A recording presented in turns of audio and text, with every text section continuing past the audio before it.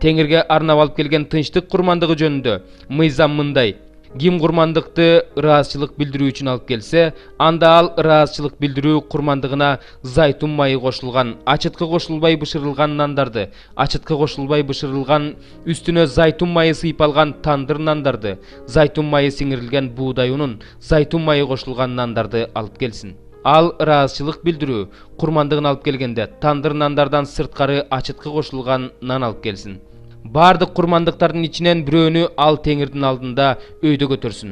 Бул курмандык тынчтык курмандыгынын канын чачкан ыйык кызмат кылуучуга тиешелүү. Ыраазычылык билдирип алып келген тынчтык курмандыгынын эти чалынган күнү желсин, андан эртең мененке калбасын.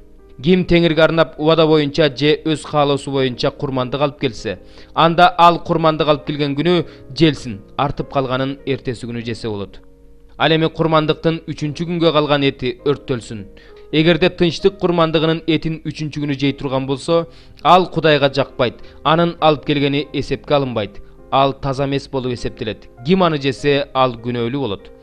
Эгерде бул эт таза эмес, бир нерсеге тийип кетсе, анда ал желбестен өрттөлсүн. Ал эми таза этти таза адам жесе болот. Ким таза эмес болуп турганда Теңирге арналган тынчтык курмандыгынын этин жесе, анда ал адам өз элинин арасынан жок кылынсын. Ким таза эмес нерселерге, адамдын таза эмес нерсесине же таза эмес малга, же таза эмес сойлоочу жаныбарга тийип, анан Теңирге арналган тынчтык курмандыгынын этинен жесе, анда ал адам өз элинин арасынан жок кылынсын. Теңир Мусага дагы мындай деп айтты: Исраил уулдарына мындай деп айт: өгүздүн да, койдун да, эчкинин да майын жебегиле. Өлгөн малдын же жырткыч жыра тарткан малдын майын ар кандай нерсеге пайдаланса болот, бирок жегенге болбойт. Ким Теңирге курмандыкка алып келинген малдын майын жесе, ал өз элинин арасынан жок кылынсын.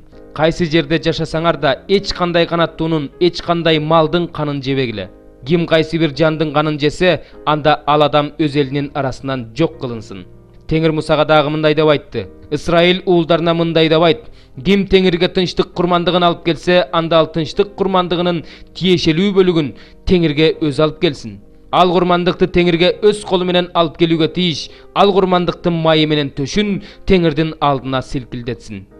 Майын ыйык кызмат кылуучу курмандык чалынуучу жайда өрттөсүн. Ал эми төшү Арун менен анын уулдарына тиешелүү.